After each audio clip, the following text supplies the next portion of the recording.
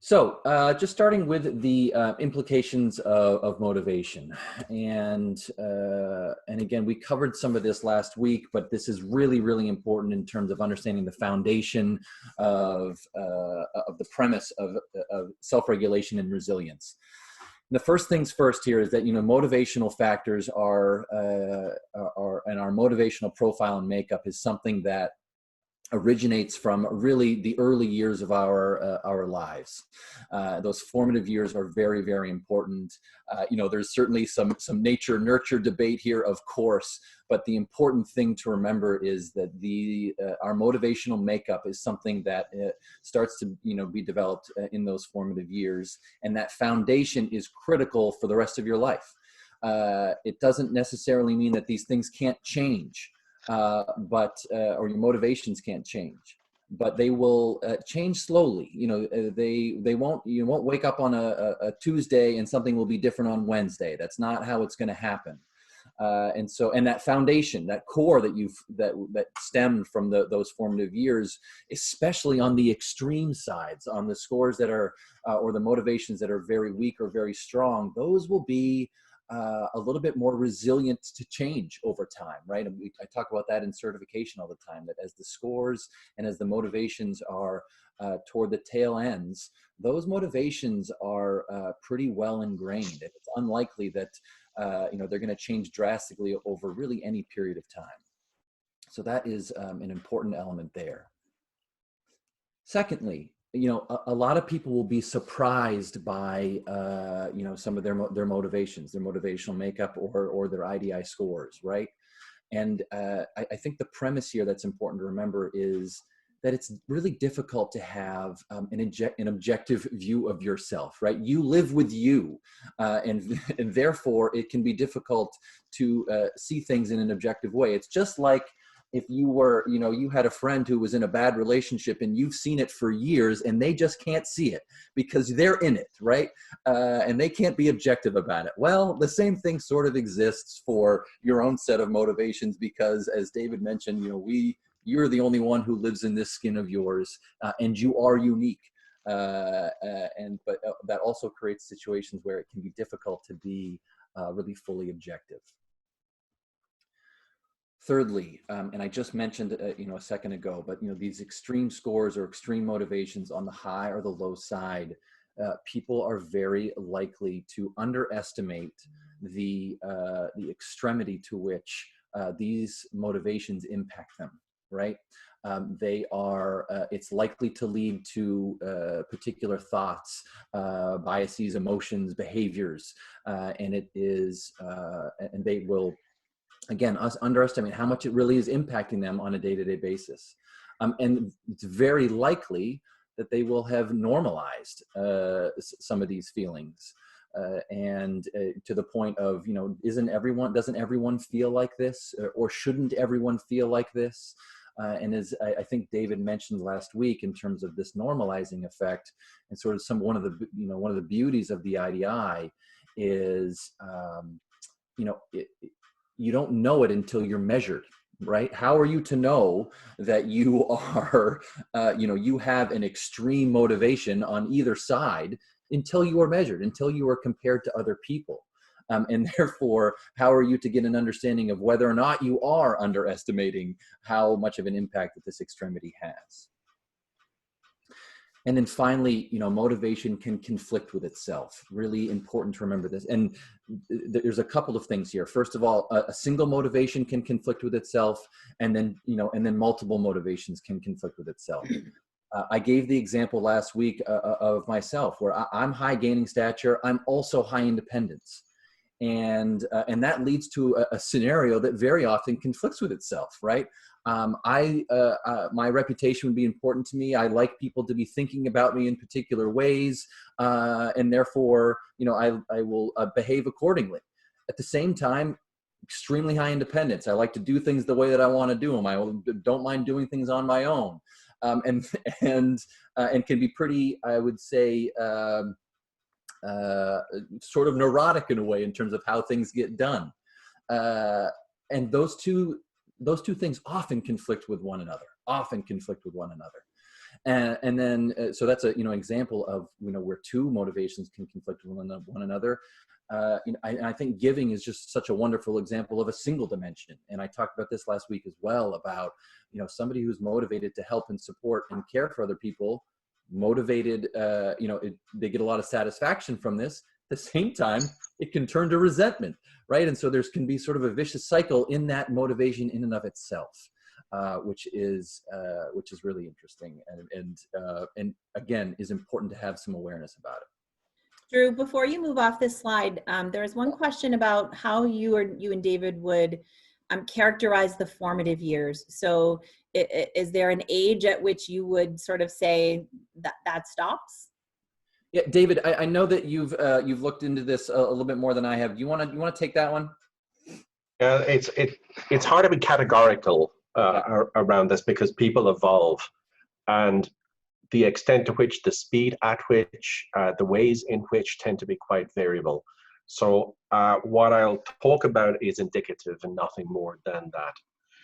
But certainly the first 10 to 12 years are particularly important in shaping a lot of these characteristics if you look at the literature in developmental psychology.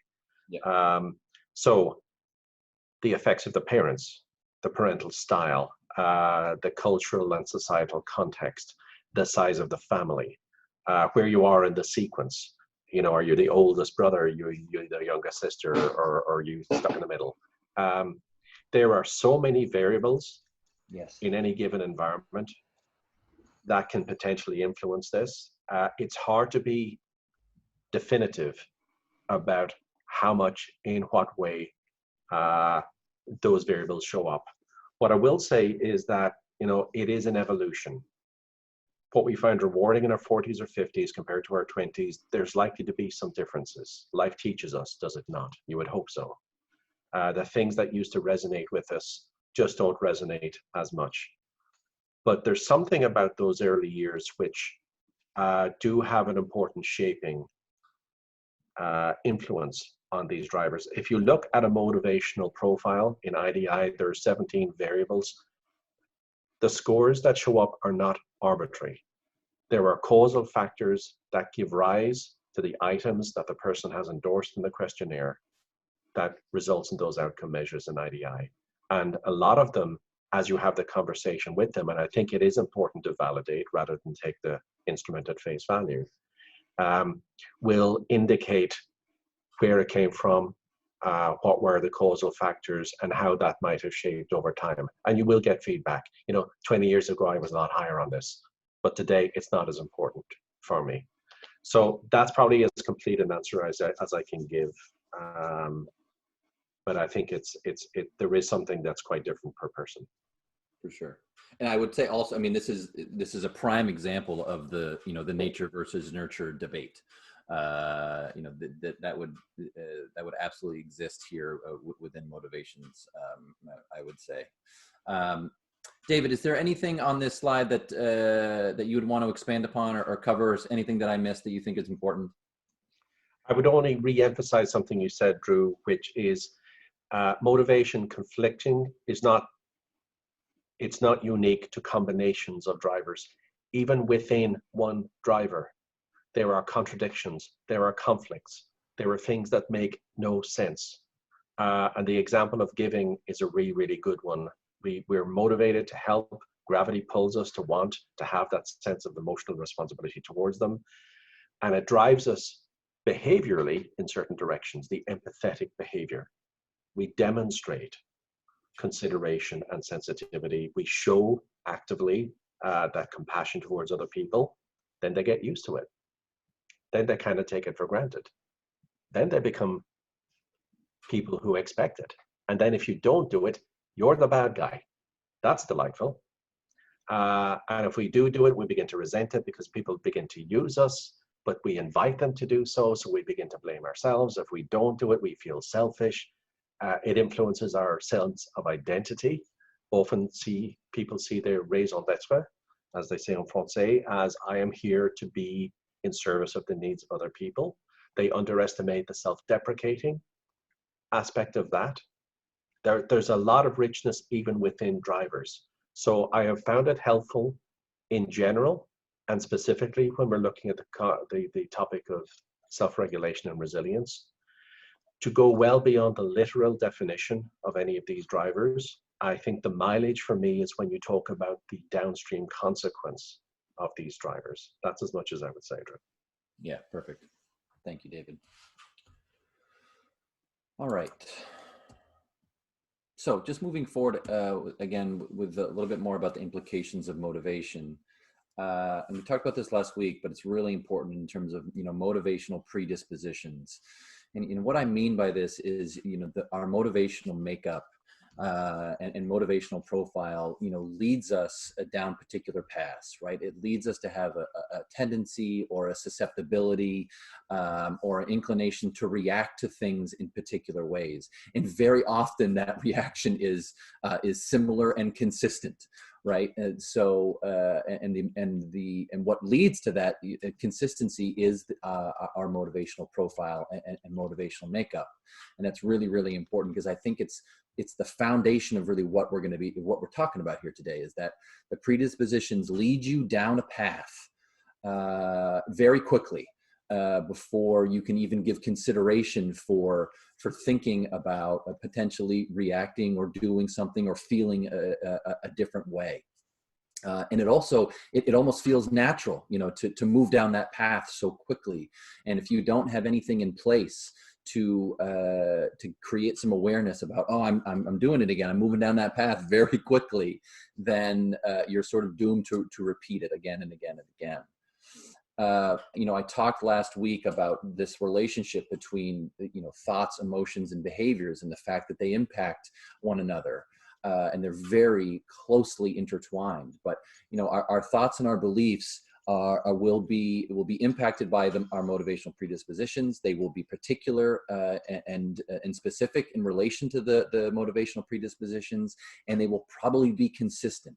Again, our motivational makeup can create sort of confirmation bias in a way where, these stories that we tell ourselves, you've got the story in hand, and then you almost seek out information to confirm it, which reinforces this pattern that might be evolving or existing for you in some way. Those thoughts and beliefs then move into the emotional side of things, right? And the stories that you have been telling yourself and potentially looking to, again, confirm this story that you've already been telling yourself, lead to very specific feelings, and usually they're quite consistent, right? And again, it's all based upon that foundation of the motivational predisposition, and then you end up with the behavioral implications of where your thoughts lead to your emotions, and then the emotions lead to behavior, right? So the stories then turn to feeling, turn to behavior.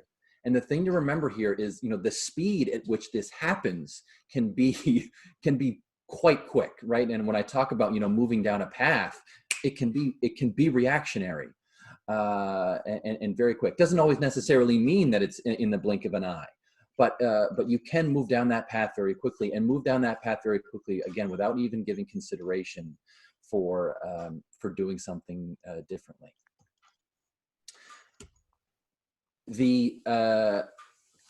This slide will look similar to last week, but is a little bit different in that, again, our motivational makeup can lead to us having a bias in some way. So, different mindset effects or estimation errors or attribution errors, and these things exist, especially when you are on the extreme high or the extreme low side here. And I know that David and I just kind of want to share a couple of these to crystallize what these really look like. And I think the first one that I want to share here is under the assumption-based thinking, and it's actually controlling. So, an individual who would have a higher controlling score. And first of all, controlling would be a dimension that really, most of you, I'm sure, obviously know you're certified in IDI and you're in this workshop. But again, as a reminder, if it's been a while, high control, or the controlling dimension would be, motivated to have a degree of authority, to have a degree of power, have a degree of influence, and to enjoy positions that would afford you those things, right? So, you know, an assumption bias that can come with a higher controlling score is this personal responsibility to make things happen, right? And I was in a private certification about 6 months ago, and we were, you know, everyone had their profiles before we got into the day, and we're about halfway through the day. And so I've already been with this group for half or 3/4 of the day. And we finally get to the controlling dimension to talk about it, and there is a woman in the group who just you know, has a 99 in controlling, just doesn't really understand it, even though she's the leader of the group, right? Which was pretty ironic and funny. But she, you know, she's talking, I just don't, this doesn't make a lot of sense to me. I don't really see myself as a person who really, you know, seeks authority or wants to have influence or really enjoys it. And I said, well, let's put it this way. You know, if you are in a meeting room, sitting around a table, and somebody says, you know, we need somebody to keep track of this, or to take a little bit of initiative, or you know, there's some details that really need to be decided and held on to in some way, shape, or form, or there needs to be somebody who is the accountability person on this. Are you inevitably the person who always raises your hand first? He goes, oh yes, absolutely. I'm always that person. I almost feel uncomfortable with the 0.4 seconds of silence between the person asking and me raising my hand. And that's perfect. So that's, you know, and then there's a bias there that I have a personal responsibility to raise my hand, take the initiative to make things happen. And I think that's a really great example of high controlling and what it can do there. The other one I wanted to share here is irreproachability and their interpretive biases. So irreproachability, again, you know, about individual's values and principles that they live by, and the degree to which, you know, how strong they are versus, and black and white versus potentially being a little bit more grayish on the lower side. And you know, irreproachability is such an interesting dimension, and it slowly has become one of my really favorite dimensions in some ways. That, you know, what it can happen on the interpretive side of things is that straying from for an individual who has higher irreproachability, straying from their values can really feel as if they've let themselves down. And you know, whenever I'm in a feedback or a coaching session with somebody who's got higher approachability, I always, you know, I share a little. It's not a direct anecdote, but it's something that really crystallizes this and makes sense for people. So I'm on the opposite end. I'm a 5 in irreproachability, very, very low, the lowest you can have. And so whenever I'm talking to somebody with a higher score, I say, you know, the biggest difference between you and I is likely something goes like this. It's not that I don't have a set of values or principles that I live by. I certainly do. But the way that it manifests itself is a little bit different. And I say, you know, let's just use this as an example. Last week, you made a decision that went against your values and your principles. Last week, I also made a decision that went against my values and principles. The biggest difference between you and I is the fact that I forgave myself 3 minutes later, and you're still banging your head against the table, you know, yelling at yourself for the fact that you made a decision or acted in a particular way that went against your values.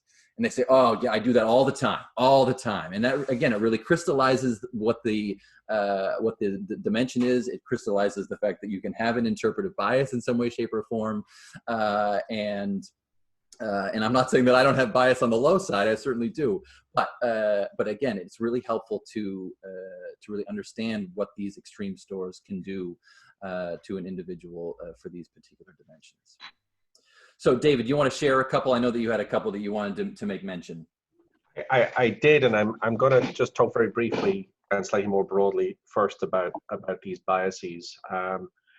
I like talking about biases when I do feedback and coaching for many, many reasons. I think it's important to emphasize in the context of self-regulation and resilience, which is often just a lack of awareness. You know, I'm going to go back to one of the principles we talked about in the webinar, which is that, you know, you can't control what you don't understand. And it's very hard for any of us to realize that we're doing this if in fact the behavior follows, or in fact we think in a certain way. because we may have always thought in that certain way to the point we don't see it anymore. We normalize our own condition, or in some cases we normalize our own dysfunctionality, and then it's normal. You know, we kind of self-validate at some level. And the example that you gave, Drew, around the confirmation bias, you know, which certainly is in that kind of cognitive, you know, is a very, very powerful one, and people may not realize the extent to which they filter in information which conveniently aligns with their view of the world, or the things that they have mentally talked themselves into. And there are other biases. Of course, this is not an exhaustive list. You know, you can also get what's known as the Semmelweis reflex, which is the predisposition to arbitrarily reject information or input that disconfirms or challenges those mindsets or beliefs that you have. It's just all very inconvenient. That's not right. I'm right, and so on. So the other thing is that in the coaching conversation, this is often additive. You know, you can look at the IDI report. It doesn't talk a great deal about all of this, but this is a significant area for reflection. This is something they may not have seen coming. And it can really give a person a legitimate basis on which to self-challenge. I walk in the room with assumptions and mindsets and ways of interpreting things, and I don't even know I'm doing it, because that's all I've ever done. But I have to lead and manage and motivate people who are very different than me. So from a leadership point of view, this is very, very powerful. But in terms of me living in the skin of my that I have to live in, this is stuff that I actually can begin to influence, but only if I see it. And these are very, very powerful effects to a level that can be hard to articulate sometimes. So for me, there's a couple of them I love, and I love them because they're true. I love them because in some cases they're funny, and I love them because they're so powerful. So the ones I would indicate, you know, the winning, you'll notice that in 3 out of the 5 categories that we've chosen here, winning shows up in the mindset bias, the you versus me mentality. They walk in the room with it, particularly if they're low and affiliating. The interpretive bias. Everything is a competition. I've joked about it many times before. The traffic light goes green, suddenly it's Formula One. That instinctive pull to get away first. I've had so many examples of that, and people smile because they know who they are, and people smile because they can think very quickly of examples. But it creates compulsive and reactive, sometimes types of, or sorry, impulsive and reactive types of behavior in many, many occasions.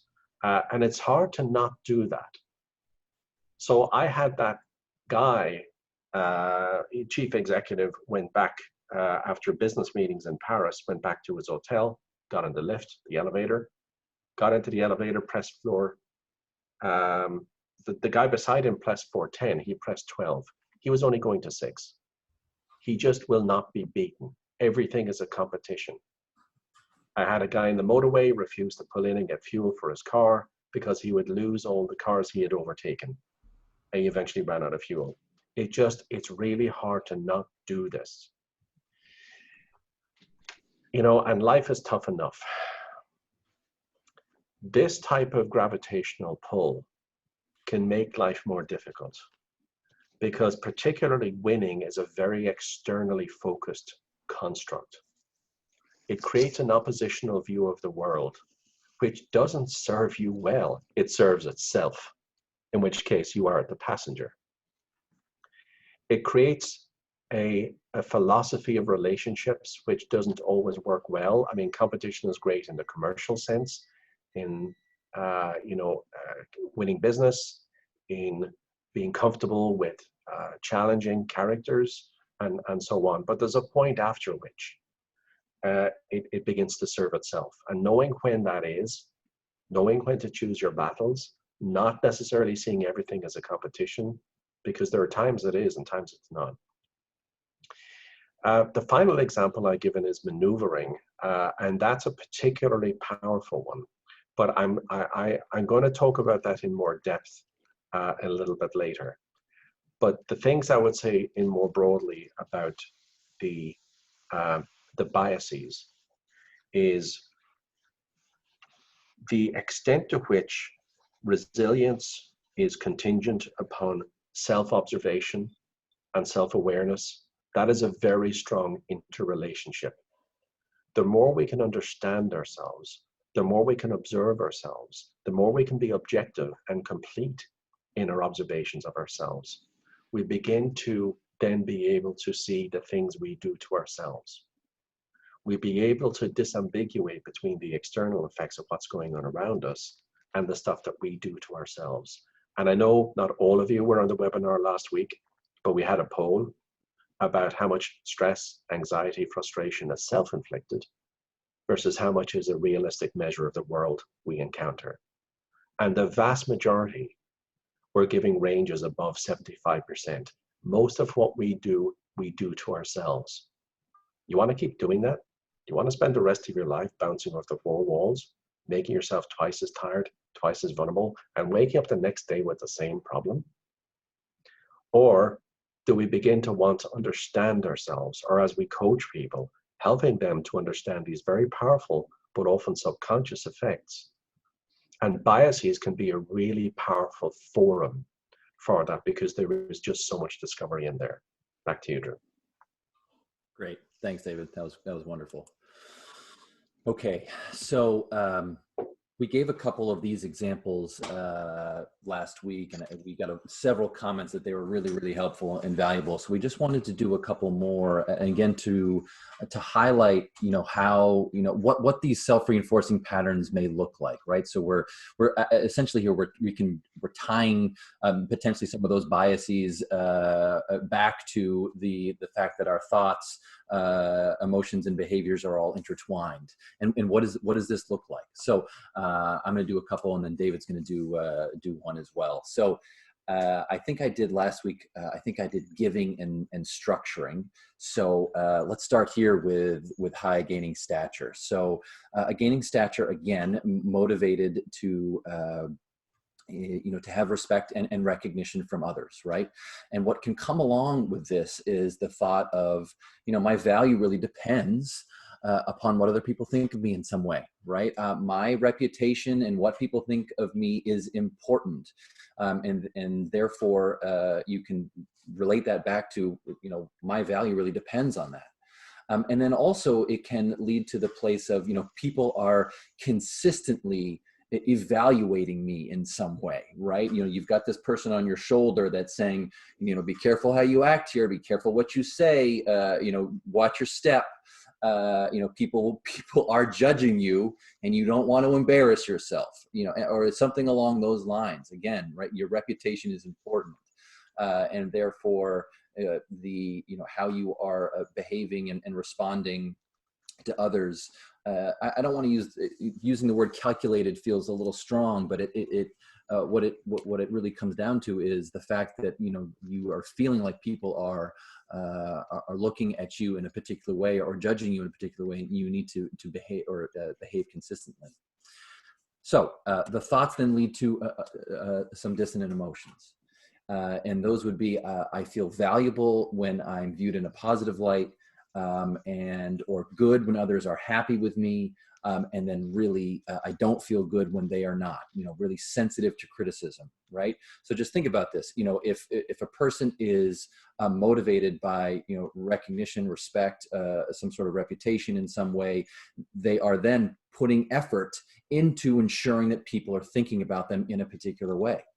So they like affirmation that this is going well, and they are sensitive to when they get signals that it is not, right? So again, if I would like people to be happy with me, and I feel good when they are, it means I'm in tune with sort of how they are feeling and what they are sort of expecting of me in a way.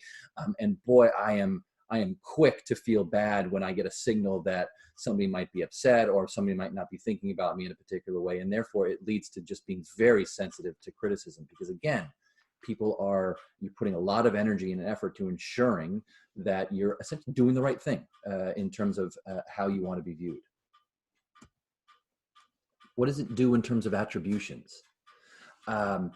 very often people with higher gaining stature scores, when they see people who are maybe not in tune with their surroundings a little bit, they can be a little bit, they can be critical of them and sensitive to them in some way. So they might be, you know, might view them as a little bit self-involved. Like, how does that person not understand that they should have moved over so that other person could get through the line, or whatever it might be, right? And might jump to the conclusion the person has no awareness of their surroundings or no awareness of their impact on other people. And again, that would, for somebody with high gaining stature, because they put so much energy and effort into ensuring that they do have awareness, when they might view somebody who doesn't, it bothers them a little bit. So how does this end up in terms of behavior? Well, you seek positive affirmation, and inadvertently you will prioritize the needs of others in order to please them in a way. Right. So, you know, there can be absolutely a pleasing mechanism with a high gaining stature score. It might be reinforced if the person also has higher affiliating scores. And it also can lead to, you know, suppressing personal desires and opinions. What I want, yeah, I do want that, but it might conflict with, you know, my reputation or how people are thinking of me, and therefore I need to put it away, put it in a box, and I need to behave in this particular way. And so again, that seeking positive affirmation is absolutely something that comes into play with high gaining stature. Drew, before you move off this slide, can you talk a little bit more about the idea of dissonant emotions and what you mean by that, and why you use that word versus just emotion? Yeah, it's because opposite ends of the spectrum, right? So I feel good here, I feel bad there, and they can conflict in some way. And so it's not just an emotion in one direction. It can be emotions in different directions. David, is there anything that you want to add there with the dissonant emotion thing? There's a point I will come back to on that, but a little bit later, because that is a piece I want to talk about when I get into some of the self-regulation methods. So okay. I'm going to hold on to that for the moment. Perfect. Sounds good. Thank you. And then we have self-regulation. Again, what we talked about last week and what we'll be talking about more today is this pattern will reinforce itself. You'll do it again and again and again. If, again, you don't have the awareness of how and why these things are happening, and if you don't have any stopgaps in place to potentially do something different. So let's do low enduring here quickly. So again, enduring on the high side is somebody who's motivated by being very persistent, showing a degree of tenacity, excuse me, and giving up is not an option with somebody who has a higher enduring score. Now, on the lower side, those things aren't as attractive. So what does that lead to? So very often the primary thought is, oh, this is too much effort. This is just too much. This is too complicated. Why are we thinking about all these variables? There's got to be an easier way to do this. There's just too much going on here, and I'm just tired thinking about it. And then there also can be a sense of urgency that comes with a lower enduring score. Can we just start moving forward with this? Can we just let's move through this a little bit faster than we are? We're spending too much time debating the details, and again, this will be impacted by other dimensions on the IDI in some way. But you know, there is absolutely a tendency for the lower enduring to just feel like, yeah, let's just get started. Dissonant emotions for low enduring. Again, a sense of urgency, but less follow through, right? So people with lower enduring often have the emotion of getting very excited at the beginning of things, but if there is no hook, nothing to sort of see them through. In terms of, you know, I'm doing it because the relationship is important to me, or I'm really captivated by the content, or whatever it might be. There can be less follow through, and that emotion is, yeah, I really want to do it. I really want to do it, but then that steam runs out with a lower enduring score, and this also means that a person can be a little bit distracted in some way. So you know, can be captivated by a lot of things, but lacking some determination in terms of getting them to completion, in terms of, you know, and again, and how they're feeling about it. for somebody with a lower enduring score, they may see somebody with a higher enduring score as is a little bit inflexible, right? Or maybe even rigid in their thinking or how they approach things, right? And also rigid in terms of doing something differently. So people with low enduring very often, you know, as a challenge will present itself, they will say, well, I'm not doing that anymore. I'm going I'm taking another path. Person with a high enduring score is that when a challenge presents itself, they say, well, I'm just going to push harder. And so an attribution that a low enduring person might see from a person with a little bit different of a motivation is, why are you still doing it that way? There's got to be an easier path to take. And finally, how does this end up in behavior? So a person with a lower enduring score can lose motivation for the things that they are involved in and get pulled away. Potentially get pulled away because they're distracted by other things. Also, there's just some tiredness, right? I started this thing and it's more difficult than I want it to be. Something being arduous does not give me any satisfaction. I think about it and I'm tired, and therefore I think I'm done. I think I'm done with this.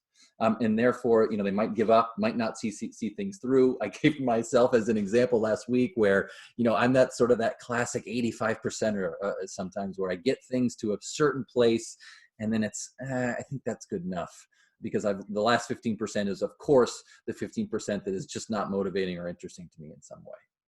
So that is, and it can be, again, a self-reinforcing pattern. And if you have nothing in place, well, you might have a lot of things halfway done. Let's put it that way. All right, David, why don't you take it over for maneuvering? Will do. I'm going to answer a question that Frederick asked as well, just about the attribution on the previous slide. Yeah. The attribution, Frederick, was of a low person about a high enduring person. A low enduring person is motivated by the path of least resistance. And if they see someone just staying the course, not giving up, failing to course correct, they will attribute that to a lack of flexibility or a rigidity on that person's part. So I hope that explains that a little bit. The maneuvering, I always enjoy maneuvering, but the thing I want to emphasize about maneuvering is, don't make assumptions about what it might mean. It's one of the reasons I tend to use hedging language a great deal in feedback, because it increases the likelihood of it, makes it more probable that it may, it might, it doesn't necessarily follow. 2 + 2 doesn't always equal 4. So with a high maneuvering, my experience of it is that it may be quite an entrepreneurial type of characteristic. You know, what's the best way to line it up to make the best possible outcome? The Ways and Means Act, as I like to call it. It can have to do with a very cognitive dynamic going on. It's not the same as the very kind of linear Boolean if and then you get with high interpreting, or the very lateral possibilistic way of thinking with high and creating. It's really about figuring out. There's the verb. Figuring out and looking at things from multiple angles. It's risks overcomplicating, of course, at a cognitive level. When it comes to self-regulation and resilience, maneuvering is a really interesting one, particularly when it gets to the elevated ranges. And what I want to do here is really give you a specific example. I worked with someone not too long ago, and you know that first 100-day thing, chief executive coming in, it's a lot to take on, it's a lot to learn, and the stakes are relatively high. This person was extremely high on maneuvering, and there are advantages and disadvantages to that. So I don't want to make you feel as I'm just focusing on the negatives. The advantages are there in equal measure. But one of the risks, and it is only a risk, you have to validate with the individual, with the higher end maneuvering, they're motivated to figure people out. They want to understand why you do what you do, but they may not have the assumption that what you see is what you get. In fact, the assumption, and this is the assumption bias, is that what you see is not what you get. People have agendas or hidden agendas. What are you really up to? What did you really mean by that? If I can draw upon what Drew said about gaining stature, high on gaining stature particularly is not just about what people think about us, it's what we think people think about us. And if we are also high in maneuvering, it increases the likelihood that we will read between the lines, we will interpret, we will potentially overinterpret, we will potentially misinterpret signals because we're looking for the nuance. That whole storytelling thing. Could you hit the next one, Drew, please? So it causes us perhaps to be a little bit more cautious about why people do what they do, or what their agenda is, or what they're up to. It makes trust hard to achieve on occasions. It doesn't necessarily follow. High maneuvering doesn't mean that they are mistrustful. It makes it more probable that there may be a part of them wants to get to know people or wants to figure them out a little bit first. If you hit the remaining two just on this slide, I'll just get through that. It increases the likelihood that a high maneuvering person may attribute more negative intentions than positive intentions to others. You're up to something. What's really going on here? Taking things for granted or giving people the benefit of the doubt doesn't necessarily come easy to them. And what happens then is that storytelling. That imagination can take over that conversation. And the example I want to give you is a real life example. And if you want to talk about self-regulation and resilience, this is probably as good as it gets. The guy I was coaching, the first 100 days, he was about, 6 weeks in, getting to know the people, spending time in different centers in the business, building the relationship, building his brand. And at the coaching session, I met with him, and 99 on maneuvering. And he came to me and he said, listen. And as he did so, actually, he lowered his voice and he was looking around the room. It was only me and him, by the way. He was one step away from checking under the desk to see was someone there.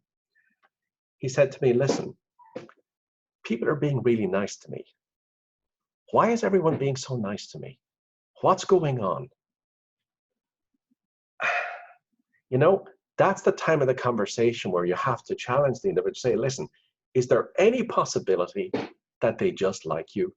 Is there any probability that they understand it's not easy to join a new organization and work with people who are complete strangers to you and take on all the responsibilities that you have taken on in a role as elevated as that, and that they're just trying to be supportive? Have you entertained that at any level? He couldn't see it. This is the bias effect. They just can't let go of this preconception. Drew's term, the preconception, there's something up here. They're up to something. I hear what they're saying, but what I'm getting is this. Now, can you imagine what it feels like to live in the skin of that individual? Can you imagine the stories that they tell in their mind as they go home?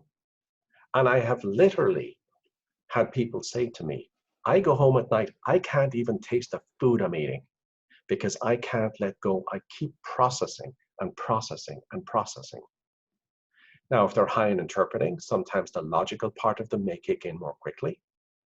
If they're low on the interpreting, they may be more emotional, there may be more of that sensory part of them. If they're high in gaining stature, that raises the stakes because they're thinking about what it means. They take it very personally. The effects are much bigger. The effects last much longer. So your knowledge of the combinations of IDI and how they dance together can really add, a dynamic around your understanding of this. But what this person was saying was someone will send them an email, and emails, as you know, is notorious for not communicating tone correctly. They can easily misconstrued. Or people said something to them and what they said contained ambiguity. or polarity. It could be interpreted one way or the other. And he would go home at night and he would play it out in his head. And he was saying to me, he would come in the next day, and I'm sure all of us at some level do this. He would come in the next day, mad as hell with people about things they never actually said during a conversation that never really happened. Now, how does that sit with self-regulation? If the person is able to observe this and they understand this aspect of themselves, I'm not saying it's an overnight thing, but they at least can begin to anticipate it. They can at least begin to see when it's happening. And that pulls us a little bit towards, okay, so what are the methods? If I do understand this about myself, that is not necessarily a panacea. That does not provide me with a route out of all of this. What are the ways that we can begin to influence the way we think, the way we see our worlds, the way we understand ourselves, that can drive all of that? And that's the drive towards the more positive outcomes. I'm going to do a little bit on this. Then we're going to do the case studies, which Stacey will manage how we drive all of that. So I'm going to take over the slides now, Drew, if I can do the share screen. So Drew and I are just going to hand over control of the screen right now. So there you go. While you're doing that, I'll just, while you're getting that up, thank you very much for qualifying what I said about gaining stature, because it's a very important element of it, right? It is, it's not what other people think, it's what you think other people think. And those are two very disparate things. So thank you for qualifying that, David. Appreciate it. Yeah.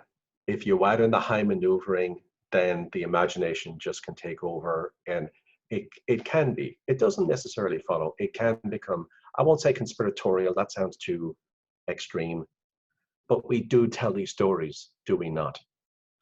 And understanding how to manage all of that, now that we recognize that that is an aspect within us, is actually remarkably liberating. So in as far as I may have talked about these things more in terms of the challenge they present, they also present a significant opportunity for the individual and for you as their coach. Because if you can help them to address all of this, the life that they will live will be substantially different. Even if the integer value of the score never changes, how they experience that driver can be quite fundamentally different. So it's really important to identify the opportunity, as opposed to adopt a fatalistic view. These are the cards I've been dealt. Nothing I can do about it. It is set in stone. Well, fundamentally, the drivers are probably not going to shift that much. But because we can understand them and because we can see them coming, we can do things with them. We can make choices. And it does go back to that principle we saw in the webinar and that we're reinforcing today. You can't control what you don't understand. Step one with IDI is really, let's understand what we're working with here. And I really tried to emphasize in the feedback sessions that the purpose of the feedback session, certainly in the early stages, is not to try and make decisions. It's very tempting to want to do that. When you get to the end of an IDI profile, that is the richest point of a conversation. It's very tempting to want to continue. What do I do? Where should I focus? What should I be thinking about? That is the time to walk away and reflect, not react. They're more tired than they realize. They'll only realize it 15 minutes later when the adrenaline drops. And what are you going to do? Another half an hour spinning your wheels, getting more and more tired, ending up in a place of confusion and frustration when they walked in the room hoping for clarity? These are all contributors to the self-regulation part, is the slowing the pace. Let's take one thing at a time. Let's figure out what we're working with first. Let's see where you're motivationally pointed and where you're motivationally pointed relative to others, because that's a useful external perspective. And it does help people to begin to answer some of these coaching questions. You know, if we are high in gaining stature, we raise the stakes. And this again is us doing it to us. We may place a level of importance on what other people think about us, or what we think other people think about us, beyond what is constructive. There are advantages, You know, it's nice to be brand aware. It's nice to be comfortable before we open our mouth and say something or do something to think about how might this come across. It's not always constructive to tell your boss what you think of him or her, even if you want to. The gaining stature puts manners on us. Hold on a second, my friend. Think about this. What are the implications? How will this come across? What will they think about us? It puts that pause. Really helpful on occasions. But it does raise the stakes in terms of our sensitivity, and particularly our sensitivity to criticism. We mentioned the contradiction when it comes to giving, about, you know, that lovely, genuine, authentic empathy, but the emotional consequence of that and the cycles it can generate are really things to begin to understand. Gaining stature is similar. Gaining stature can have some remarkable contradictions. You know, higher on gaining stature, I love the compliments, I appreciate validation, it's nice to know that I know, it's reassuring as well as informative to hear from people. I like the way you did that, I thought that was terrific. That's a big deal for some people. But necessarily, when criticism comes, it hits them hard, it cuts deep, the effects are significant, to a level that would surprise people who are much lower, by the way. And those effects can last a great deal of time. The contradiction with gaining stature is they're motivated to not show it. They're motivated to keep up appearances. So these people can be destroyed inside, but they will put a smile on their face and they would never know. Which makes it very hard for other people to recognize when they're saying things that are hurting that person, or to recognize the symptoms of when that person is struggling a little bit. They may genuinely want to be nice to that person and sensitive to that person's needs, but if they can't see it, they can't respond to it.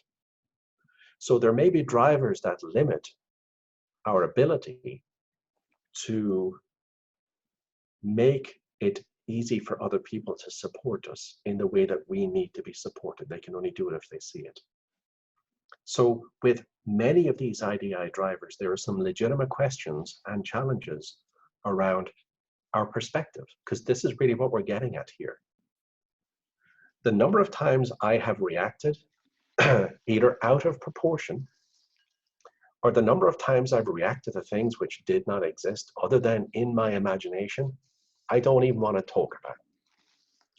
And now when I'm reacting to stuff that doesn't exist, I've got a whole new problem, a reaction. Well done, David. You know, not as smart as you think you are. But life experience does teach us. Life events and difficult times teaches us. Difficult and challenging events help us to put a bit more perspective on things. It reminds us what's important. So the insights that you can help your coachees to develop, as well as the insights you can develop into yourself, because that makes you the better coach, of course, can really be very liberating and very affirmative and very positive.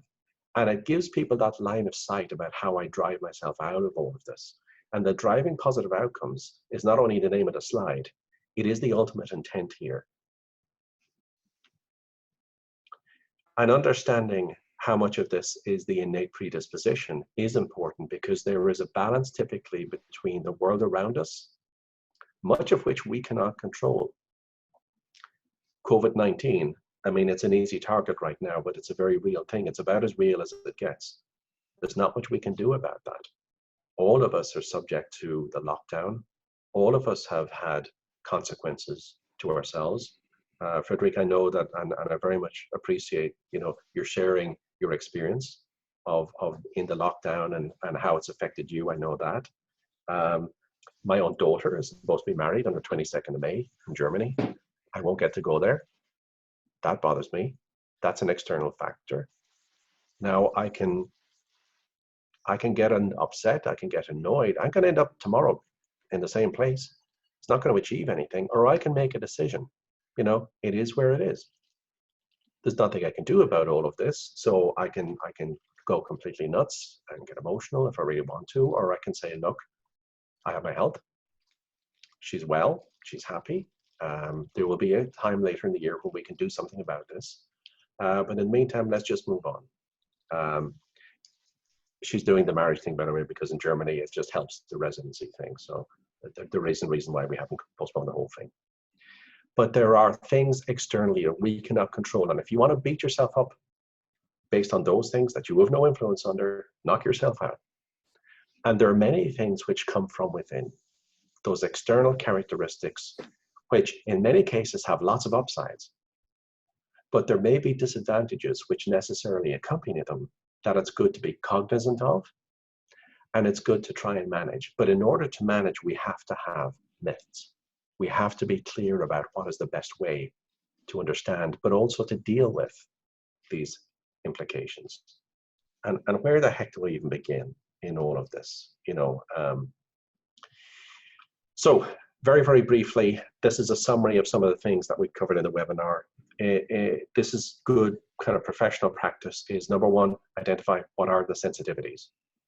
And IDI is a really good barometric test of that. It's not complete, it's not exhaustive, it doesn't measure emotional intelligence. That can be a separate thing. It doesn't tell you about the person's life journey.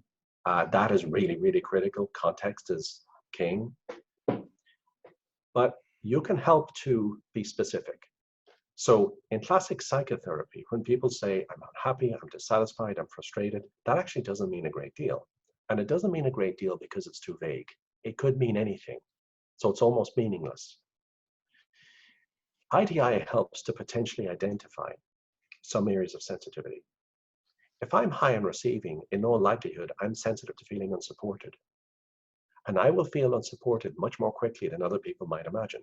If I'm at the 90th percentile of receiving, by definition, 90% of people are unlikely to have the same sensitivity to feeling unsupported as I will. They will have what's known as an estimation error, a category of bias we referred to earlier.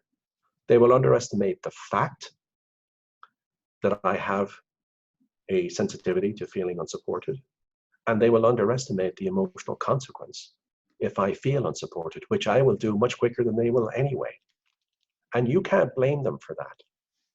Motivational characteristics are not necessarily observable. The only thing they can observe about you are your behaviors. And IDI does not measure that. If you're high on belonging, you may be sensitive to feeling excluded. It's a need for connectivity. Now, feeling unsupported and feeling excluded are not the same thing. Now we're being specific. If you're high on gaining stature, you may be sensitive to feeling under-recognized or unappreciated, which again is not the same as feeling excluded or unsupported. If you're high on entertaining, maybe you're sensitive to feeling ignored. That's a need for attention, not recognition. I don't care what you think about me. That's gaining stature. I need you to notice me. I like to be in the limelight. I appreciate a certain amount of visibility. I like to be in the center of things. And I could go on down the page of IDI, but this is just a method. What exactly? Let's crystallize this. What am I sensitive to? What bothers me? When it does bother me, how does it show up? Do I lack sleep? Do I lose my appetite? Do I feel emotional? Do I get angry? It's not arbitrary. There are direct cause and effect. And when you understand the reactions, they become that symptomatic indicator. Hold on a second. I have that feeling in the pit of my stomach again. Something is going on. Let's stop now before I get too far into the reaction. And let's go back one step. There's something on my mind. There's something that I haven't quite put my finger on. Let's understand it. And then understanding what helps. I like to go for a long walk by myself. Now, this is a low belonging characteristic. It's not that I don't like people. I actually really do. I'm just really comfortable. And I do my best thinking when I'm in my own skin, away from people, and often in fresh air and out when there's nice trees and I can see the sun and I can walk in grass. And I really enjoy that. It calms me. Other people will seek out the company of other people. Some people like to just exercise. They like to immerse themselves in things. There's lots of different ways. There's no right or wrong. But if people have not really put their finger on the things that really serve them well, and experience may teach them, or they may want to try a few different things that they may not have entertained because they're too busy rejoicing in their own misery. to act on it. And there is an effect, a psychological effect, often a psychosomatic effect associated with step 3. I will speak for myself. Whether it applies to you or not, you will know.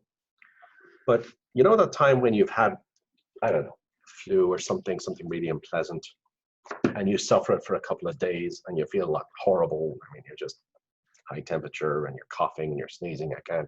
You lost your appetite. It's miserable. And eventually go to the doctor.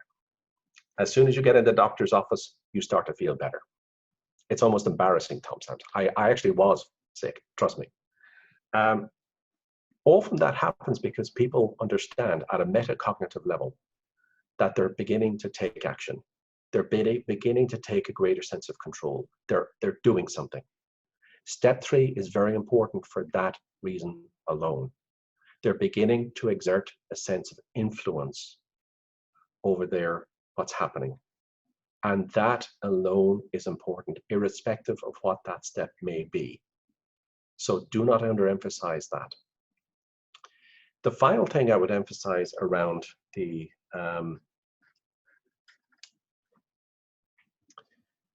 methods that really help to get away from the reactive cycle is just to step away from the here and now.